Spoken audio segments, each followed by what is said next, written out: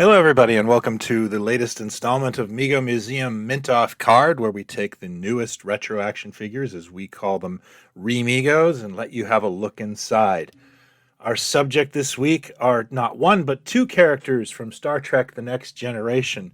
If you know me, you know I'm not the world's biggest Next Generation fan, so why am I buying so many of these? Well, there's a couple of reasons.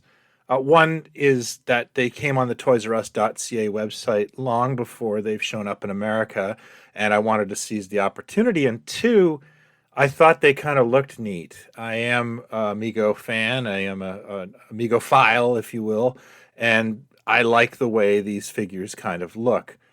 So let's take a look at the packaging before we rip them out. It is the standard Paramount style guide. It's clean. It's a bit dull. We did a live stream with Dr. Mego not long ago in Ambassadors, and he did mention when they originally proposed the Star Trek line to Paramount, they were hoping to recreate the original Mego artwork. And Paramount had other ideas and handed this style guide. I am not a fan. It is clean, it is nice, it is slick, but it really, I wish it was a little better. But that is what it is, and we can't complain about it. Turning to the back, what I do like is on the Locutus, my friend Jason Young has laid out the back a little bit more. I don't know. It's just got a little more color and flair to it. It's nice. On Q, the sculptor is Scott Fensterer, and Scott is well known to Mego collectors for doing that Greatest American Hero figure among a few other figures from Mego. He's kind of not as well known as some of the other sculptors, but he's no less talented. Locutus was sculpted by Andrew Koval. That's not a surprise considering he just sculpted the Data and Picard. And seam work was done on both of these outfits by Rachel Baker. Some really great people worked on both of these. I've got some thoughts on these and some notes on the other side, but let's have a silly montage, shall we?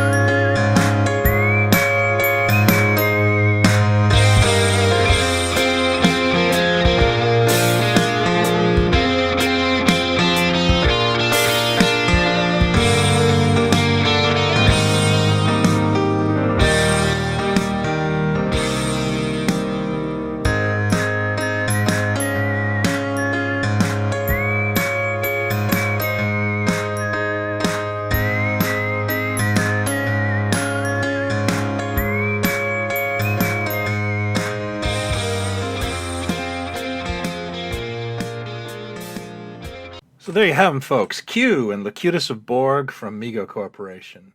Here's some thoughts of mine. First of all, Q is based on his first appearance on the series, which is the first episode, Encounter at Fairpoint, where he briefly appeared as a post-apocalyptic judge. And he was, of course, judging the Enterprise crew. I personally like this look. I think it's very iconic, and I think it's Q as his most menacing because, as the character continued to appear on the series, he became more and more friendly and popular with fans, and I've always really liked this look. There is some interesting things going on here. Because the head is mainly black, it was molded in black and the face was painted. This is a production thing. It's the same reason Batman's head is usually molded in blue or black and then the mouth is painted. So this is just more of the same of that. The outfit itself is great. I love that he's wearing Star Trek boots. That's always a little cost-cutting measure when you've got a character with some extra details like this judge's, I don't know what you would call this chain. I'm always a sucker for characters in robes, as you've seen in the montage, and I really like this one. Locutus of Borg has caused a few questions online, and yes, he is based on the end of the two-parter. There was several looks for Locutus, and this is the earlier, less evolved Borg Locutus. Somebody, if you want, in the comments, please make me understand why Picard as Borg got a name. I thought they were drones. I don't understand why he got his own special name. This is a very kind of stripped down look, and I know some collectors were expecting the second look was probably more commonly associated with the character, but I do have some good news. In our Mego Ambassadors live stream last weekend, Dr. Mego Clark did admit that they are looking to produce a second version of Locutus, especially if this one does very well. And it would be a more deluxe, more zombified Borg version, which I think is kind of cool that they would consider doing both versions. There's a lot of fans of the Borg, and of course this is a classic Star Trek episode, so that makes a terrible amount of sense. Before I sign off, I wanted to mention a couple of things. One, there were 3 reveals in the Ambassadors chat, and that were Karloff Frankenstein, the Bride of Frankenstein, and Teen Wolf. They will be coming in 2021.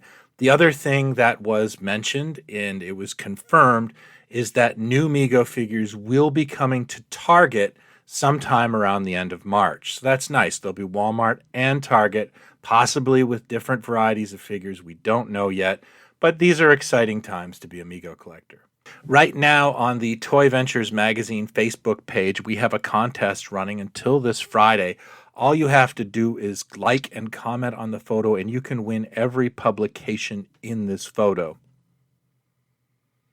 So that's it for me this week on Mint Off Card. I would love to know your thoughts on Mego's growing character range for the Star Trek The Next Generation line. Are you into it? What other Star Trek lines and characters would you like to see? You can let me know in the comments below. You can hit me up in our Facebook group, Megomania, or of course at the forums at megomuseum.com. Thanks again. Till next time, buy what you like, and I hope you're having fun out there.